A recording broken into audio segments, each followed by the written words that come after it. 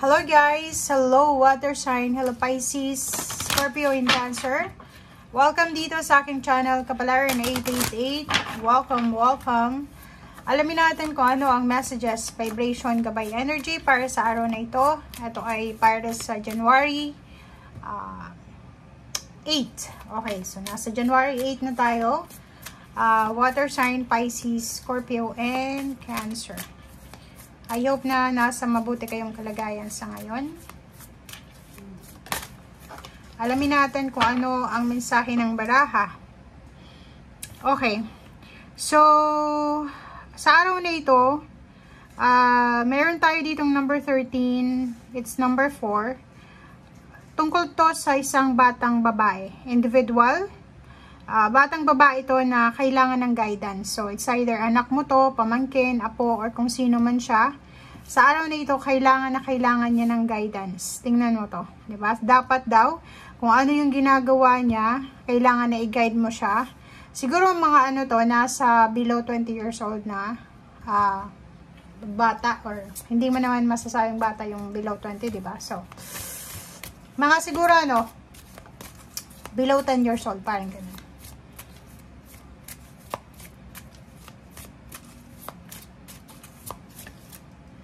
Okay, next is 32.5, the moon. Okay, so nakikita natin dito guys na water sign, Pisces, Scorpion, Cancer.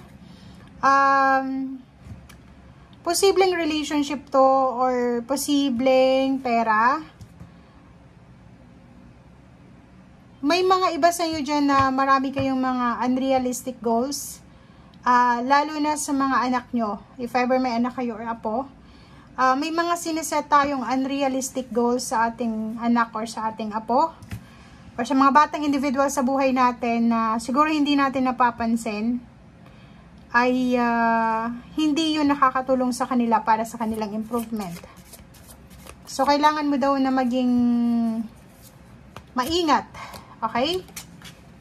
35. Okay, so meron tayo ditong 35 and merong 23.55 siya. So, yung iba sa inyo dyan, may mga pinagdadaanan siguro kayong mga problema pinansyal. And sa araw na ito, medyo kakalma yung financial problems mo. Diba? Pwedeng sa araw na ito, magiging maayos yung takbo ng financial mo. So, hindi ka naman dapat daw nag-aalala. Sa araw din na ito, posibleng may mga partnership, collaboration, alliances, or kung ano man tong commitment na pwedeng simulan mo. So, pwedeng may 4 na tao, 2 tao na posibleng magsisimula silang mag-isip ng mga ideas kung ano yung gagawin nila para ma-improve yung financial nila. Or, it's a collaboration ng pag-iipon. Lahat to collaboration kasi kung makikita mo dito, 4 din dyan. So, sinasabi ng baraha para hindi tayo masyadong mag-alala para sa usaping pinansyal. Make sure na kailangan natin guys na mag-isip ng mga strategies or mga bagong ideas kung paano natin may improve ang ating financial or kung paano natin malalampasan or ma-overcome yung financial problems.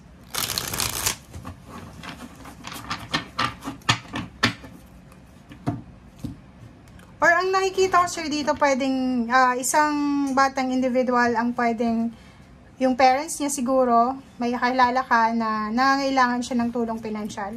Pwedeng ikaw yung unang lalapitan.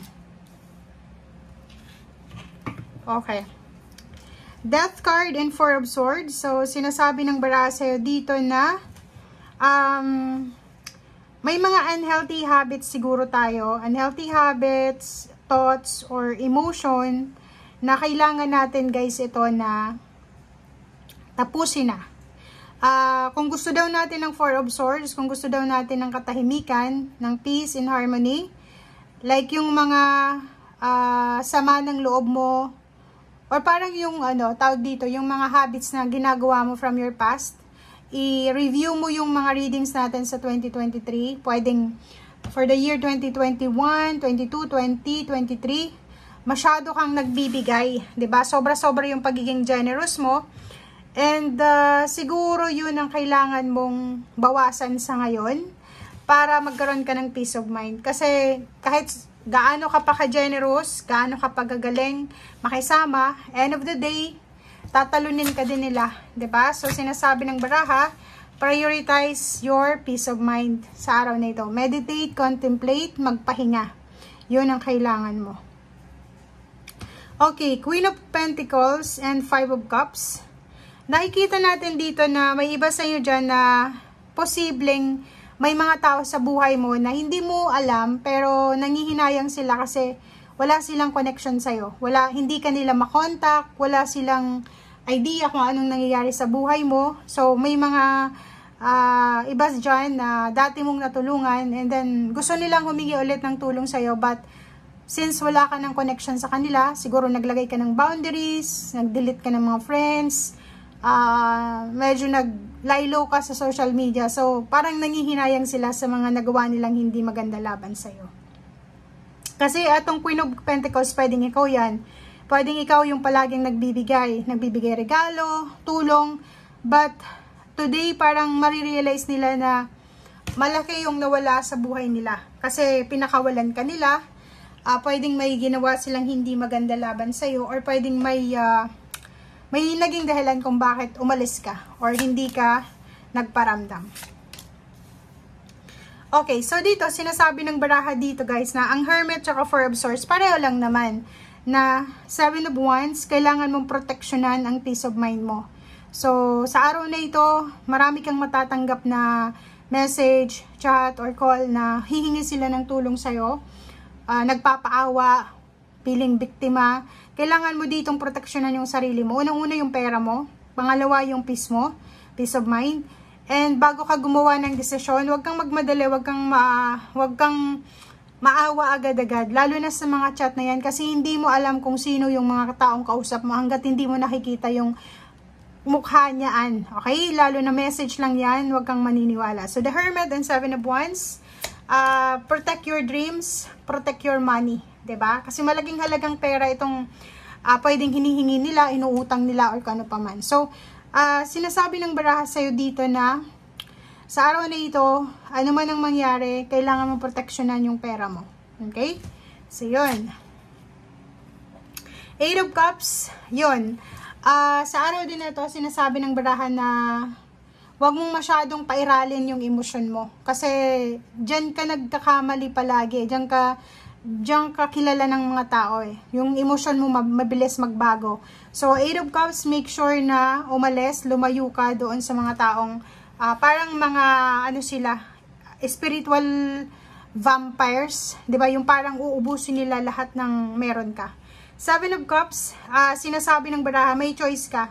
Ang dami-dami mong option choices na para makaalis sa situation na yan. So, wag mo nang balikan yung mga sama ng loob. Wag mo nang balikan yung mga taong gumawa ng masama laban sa'yo. Wag mo nang balikan yung sitwasyon na umiyak ka. Kasi tapos na yun eh. So, moving forward ka na dapat sa future mo with peaceful mind. Okay? Knight of Wands and then Queen of Swords. So, sinasabi ng baraha sa'yo dito, focus ka na lang dapat sa kung ano yung pinagkakaabalahan mo ngayon, trabaho, negosyo, pamilya, and yun, peace. Kailangan mong yun ang bigyan ng focus sa araw na ito. And yung pagkakaroon ng masayang pamilya, pagkakaroon ng peaceful na buhay, physical, mental, or space. Okay? Thank you guys. And tingnan natin dito sa ilalim kasi parang meron kang Two of Swords eh. Ang problema lang kasi sa'yo is nandito ka palagi. Like, may natanggap kang message, mabilis ang maniwala eh. Sasabihin sa'yo sa message na walang-wala silang pera, maaawa ka. So, yung boundary, yung Seven of Wands na nilalagay mo, aalisin mo na naman ulit yung lock niya. Kasi bubuksan mo na naman ulit yung sarili mo. And lolokohin ka na naman, scam ka naman, masasaktan, iiyak ka naman. Tapos yun, magwe-withdraw ka na naman, mag-Eight of Cups ka na naman, aalis ka na naman, mag-move on, tapos uulit na naman. So parang, etong Two of Swords na ito, wag mo na itong bigyan ng priority. Kasi, once na naglagay ka na ng boundary sa buhay mo, yun na yun. Wag mo nang buksan, isara, Kasi, kaya ka palagi kang naluloko, palagi kang ini-scam, palagi kang sinasaktan kasi alam nila na mabilis kang magpatawad and hindi ka masamang tao. So, dito sa barahan to, sinasabi ng barahan na alisin mo yung sobrang awa. Yun ang weakness mo, yun din yung strength mo. Okay? Thank you guys. Bye!